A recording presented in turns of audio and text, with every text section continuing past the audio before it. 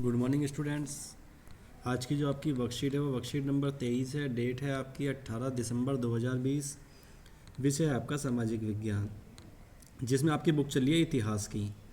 कक्षा 7th की ये वर्कशीट है और आज हमें डिस्कस करना है मुग़ल साम्राज्य, जो हमने इससे पहले वाली वर्कशीट में भी डिस्कस करा था, जिसमें हमने डिस्कस करा था बाबर को। बाबर कौन था, बाबर ने कितने युद्ध लड़े थे, और उसके बाद आज हम डिस्कस करेंगे बाबर के बारे में आगे। मुग़ल साम्राज्य। विद्यालय पिकनिक के दौरान मुझे हुमायूं के मकबरा जाने का मौका मिला। आइए आज हम मुग़ल शासक हुमायूं के बारे में कुछ जानकारी प्राप्त करते हैं। पहले आपको ये पता होना चाहिए कि हुमायूं है कौन। हुमायूं जो है बाबर का बेटा था, जिसने बाबर के बाद में मुग़ल साम्राज्य का उत्तराधिकारी बना। क्रियाकलाप वन दे रखा है आपको। पता लगाइए कि हुमायूं के मकबरे का निर्माण किसने कराया था। तो जो हुमायूं का मकबरा था वो हमीदो बानो बेगम ने कराया था इसका निर्माण, जो कि हुमायूं की पत्नी थी, जो इसकी बेगम थी, उसने कराया था, हमीदो बानो बेगम ने। और जो ये इसका मकबरा है, हुमायूं का जो मकबरा है, ये स्थित है पुराने किले के निकट निजामुद्दीन पूर्व क्षेत्र में मथुरा मार्ग के पास स्थित है ये हुमायूं का मकबरा। और सबसे पहले जो चारबाग शैली का इस्तेमाल हुआ था वो हुमायूं के मकबरे में ही किया गया था। उसके बाद उसी मॉडल को ताजमहल बनाने के भी उपयोग किया गया, चारबाग शैली को ही, क्योंकि सबसे पहले चारबाग शैली जो है वो हुमायूं के मकबरे में ही उपयोग की गई थी। उसके बाद हुमायूं के मकबरे के वास्तुकार कौन थे जिन्होंने इसको बनवाया था, उनको बुलाया गया था अफ़गानिस्तान से। जिन्होंने हुमायूं का मकबरा बनाया था, जो वास्तुकार थे, उनका नाम था सैयद मुबारक इब्न मिराक धियासुद्दीन। ये इनका नाम था जो वास्तुकार थे, और इनके पिता भी थे इनके साथ में। जब ये बनाया गया था तो इनके साथ इनके पिता थे, उन पिता का नाम था मिराक धियासुद्दीन। और ये जो थे चारबाग शैली में इन्होंने इसको बनाया था मकबरे को, और सबसे पहले चारबाग शैली का उपयोग भी इसी में हुआ था। ठीक है, आगे बढ़ते हैं। ये हुमायूं के बारे में था कुछ। अब हुमायूं का जो कार्यकाल था वो 1530 से लेकर 1540, 1555 से 1556 रहा था। इसमें थोड़ा सा गैप आ गया था बीच में, और 1530 में ही बाबर की मृत्यु हुई थी। जो बाबर की मृत्यु हुई थी वो 1530 में हुई थी, और उसके बाद ही हुमायूं जो है वो उत्तराधिकारी बन गया था।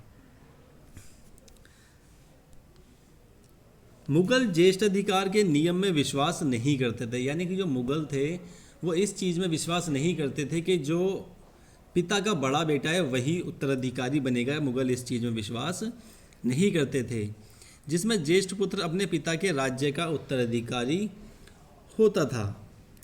इसके विपरीत उत्तराधिकार में वे सहदायत की मुगल और तैमूर वंशों की प्रथा को अपनाते थे, जिसमें उत्तराधिकार का विभाजन समस्त पुत्रों में कर दिया जाता था। यानी कि शहदायत जो शैली थी ये उसमें विश्वास करते थे, और इसका मतलब ये होता था कि जो राजा के जो जितने भी पुत्र हैं, जो साम्राज्य है उसका विभाजन सभी पुत्रों में बराबर बराबर कर दिया जाए। ये इस चीज़ में विश्वास नहीं रखते थे कि पिता के मरने के बाद जो सबसे बड़ा पुत्र होगा, जो ज्येष्ठ पुत्र होगा, उसका उत्तराधिकार मिलेगा। इनका मानना था कि पिता की जो संपत्ति है, जो साम्राज्य है, उसमें सभी बेटों का बराबर अधिकार होता है, और उसका सभी में बराबर बराबर विभाजन होना चाहिए। उत्तराधिकार का विभाजन समस्त पुत्रों में कर दिया जाता था। हुमायूं ने अपने पिता की वसीयत के अनुसार जायदाद का बंटवारा किया। प्रत्येक भाई को एक एक प्रांत मिला। यानी कि जो हुमायूं था उसने अपने पिता की इच्छा के अनुसार सभी पुत्रों में बराबर बराबर विभाजन कर दिया, और जिसके हिस्से में जो जो प्रांत आए उसने उसको दे दिए। ये जो आप पिक्चर देख रहे हैं ये हुमायूं की पिक्चर है। इसके बाद अपने भाई मिर्जा कामरान की महत्वाकांक्षाओं के कारण हुमायूं अपने अफगान प्रतिद्वंदियों के सामने फीका पड़ गया, क्योंकि इसने जो था साम्राज्य का वो हिस्सा मांग लिया था, या इसको वो हिस्सा दे दिया था जो कि बहुत महत्वपूर्ण था, और जो कि इसे ये संभाल नहीं पाया। दूसरा था शेर खान ने हुमायूं को 2 बार हराया। शेर खान जो था इसने हुमायूं को 2 बार हराया, एक 1539 में हराया था और दूसरा चौसा में 1540 में हराया था कन्नौज में। यानी कि 1539 में पहली बार जो हुमायूं हारा था वो चौसा में हारा था और 1540 में ये कन्नौज में हारा था। यानी कि आपने ऊपर जो भी गैप देखा था, ये गैप इसी कारण था कि ये जो था ये 2 बार हार गया था और उसके बाद इसको यहाँ से जाना पड़ा, लेकिन ये पुनः वापस आया था। 1555 में इसने फिर आके अपना शासन स्थापित करा, क्योंकि ये बहुत काबिल और बहुत समझदार शासक था। इन पराजयों के बाद ईरान की ओर भागने को बाध्य हो गया। यानी कि जो हुमायूं था, जब 1539 और 1540 में भी 2 बार पराजय हो गई, इसकी हार गया, तो ये ईरान की ओर भागने को बाध्य हो गया, मजबूर हो गया और इसको ईरान की तरफ को भागना पड़ा। ईरान में हुमायूं ने सफ़ाविद शाह की मदद ली। उसने 1555 में दिल्ली पर पुनः कब्जा कर लिया। यानी कि जो गैप था आपने देखा था 1555 में, इसने दिल्ली पर फिर पुनः कब्जा कर लिया था शाफाविद की मदद से।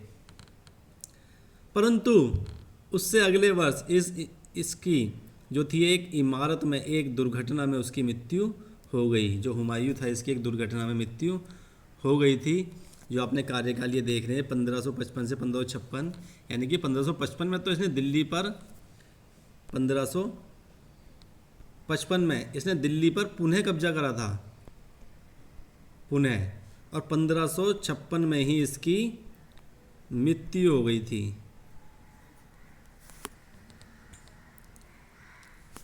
अब आते हैं शेर शाह सूरी। अफगान शासक शेर शाह सूरी जो था, ये शेर शाह का नाम, जो शेर शाह का मूल नाम था वो फारिद था। क्या नाम था? फारिद था। और उसके पिता जौनपुर के एक छोटे से जमींदार थे। जिसने हुमायूं को 2 बार हराया था वो शेर शाह सूरी जो था वो एक आम इंसान था, जिसके पिता जौनपुर में एक जमींदार थे।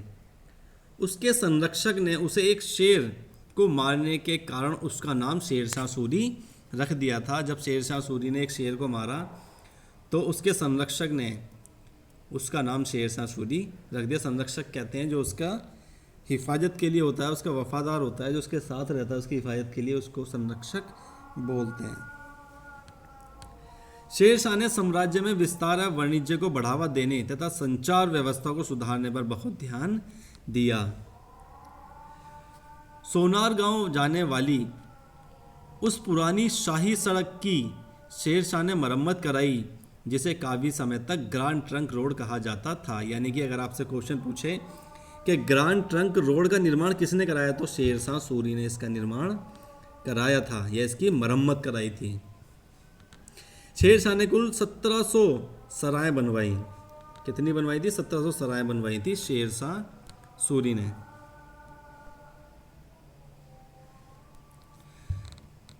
उसके बाद 1545 में कालिंजर के किले की घेराबंदी के दौरान दुर्घटनावश एक तोप के फटने के कारण शेर शाह सूरी की मृत्यु हो गई थी। अचानक ही एक तोप फट गई जब ये घेराबंदी कर रहे थे किले की अपने की, तो उस दौरान इसकी मृत्यु हो गई थी।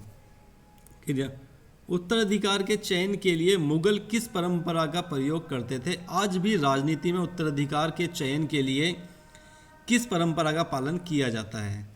यानी कि उत्तराधिकार के चयन के लिए आज भी मुगलों की ही परंपरा का उपयोग किया जाता है। अगर पिता की कोई संपत्ति है वो सभी पुत्रों में समान रूप से बांटी जाती है। क्लियर है? इसके बाद कुछ क्वेश्चन है जो आपको डिस्कस करने हैं। चौसा के युद्ध में हुमायूं ने शेर शाह सूरी को हराया था, ये आपको बताना है कि राइट है या रॉन्ग है, सिर्फ इतना बताना है। दूसरा है कालिंजर के किले की घेराबंदी के दौरान हुमायूं की मृत्यु हुई थी। और थर्ड है हुमायूं के पिता का नाम बाबर था। आपको सिर्फ राइट और रॉन्ग में आंसर देना है, यानी कि सही या गलत में। इस वर्कशीट में इतना ही। अगर किसी बच्चे को इस वर्कशीट में कोई प्रॉब्लम आए, कोई चीज़ समझ ना आए, तो मुझसे दोबारा डिस्कस कर ले। इससे आगे का नेक्स्ट वर्कशीट में डिस्कस करेंगे। अभी के लिए इतना ही।